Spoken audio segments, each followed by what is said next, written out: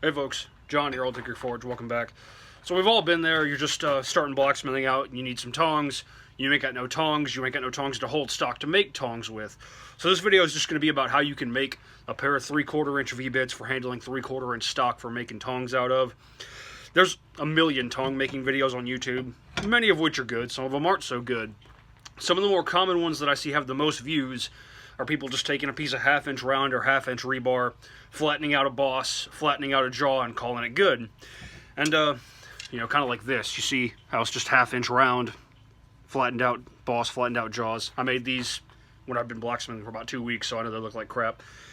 And if they're made of spring steel, like these are, you can get by with doing that. But if you make these out of mild steel, because there's so much more mass in the reins and they're putting so much pressure up here, these are going to bend, they're going to deform, they're going to eventually going to break. They're not serviceable tongs. So you really need to start with bigger stock to get more meat in the boss and the jaws of the tongs, and then draw down reins. So what I've got here, 2 identical pieces of 3/4 inch square. These are cut into 2-foot lengths just to give me enough to hold on to, and I've got them marked off 9.5 inches from the end, and that's what we're actually going to forge our tongs out of. That's plenty of material, and I'm just going to show you how to do it really quick. So, first thing we're going to do is isolate the material that's going to become the jaw itself. Right about there should do it. We just set that down over the edge of the anvil. Just keep working that isolation until you're happy with how the transition looks. So, once you've got that transition to the jaws where you're happy with it, we need to flatten out some more material to make kind of the neck of the tongs in between the rivet and the jaws. So all we gotta do is carry this taper back and thin out this material right here until we get enough. So next step, what I like to do is to go ahead and bend the neck of the tongs roughly to their final shape. It just makes indexing with them a little bit easier. So, see what I got going there? And to make the boss, all you need to do is isolate an area of material about 1 inch or so on the opposite side of where your jaw is, and then just flatten that out and bring it to a uniform thickness with the rest of the gooseneck.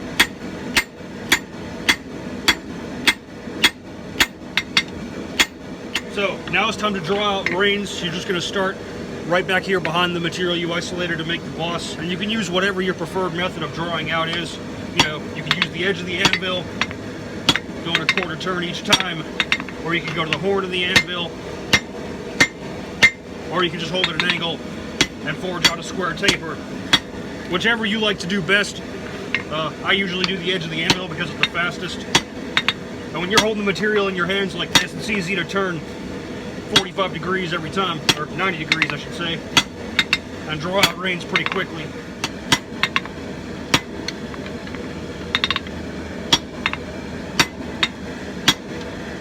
So I've got these reins forged out about halfway where I want them, so now what I'm going to go ahead and do is square up and break the quarters on the front half of the reins, and then I'll cut it off with the parent bar about right here, and then actually hold it by the jaw down here and finish drawing out the back end of the reins. So, just get it nice and square, and then break those corners to make it a little more comfortable to hold on to.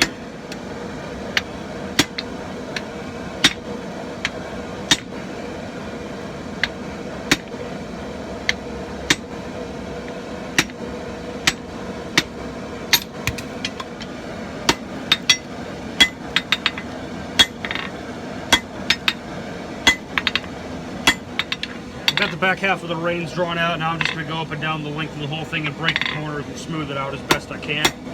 Make it a little more comfortable to hold on to.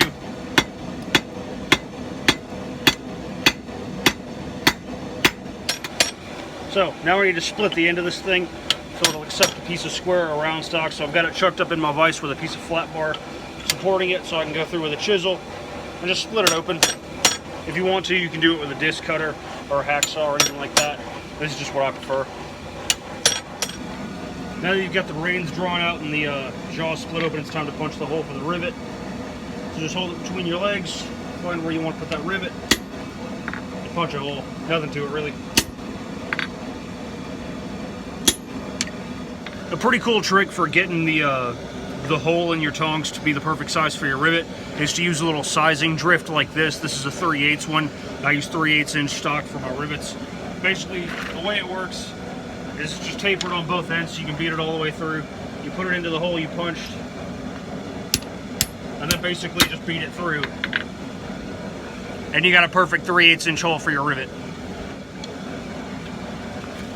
So, what we got here is a tool called a rivet header. I use these for making my rivets. You don't have to do this, but it makes it a little bit easier.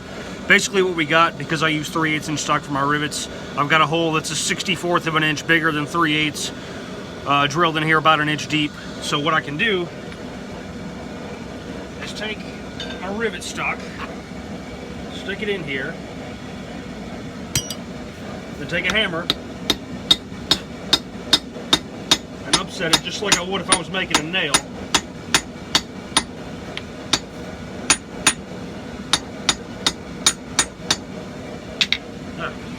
And I'll cool it off and pull that baby out of there, and you got a rivet.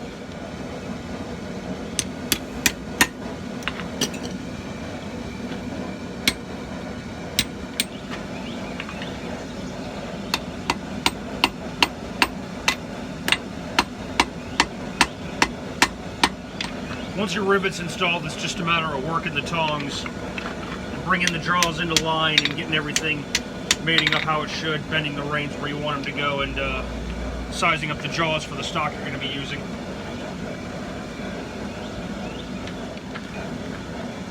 Just using a piece of 3/4 inch square here to get the jaws shaped up.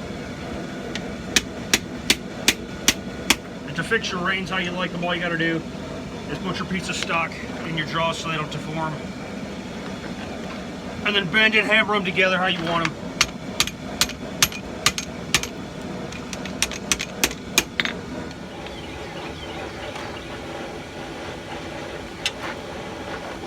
Fine adjustments are the most annoying part of making tongs, in my opinion.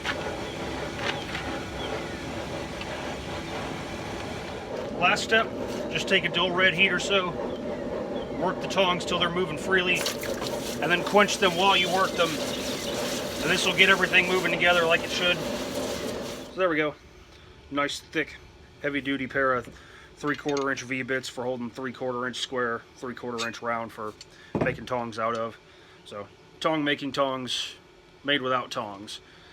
They're not perfect by any means, but I'm really not a very good tong maker. I don't enjoy making tongs very much. If you ask me, it's cheaper to buy them. These are actually going to be donated to next quarter's Forging It Forward bundle. We've already picked a winner for this quarter. So, whoever gets these, I hope they serve you well. Thanks for watching.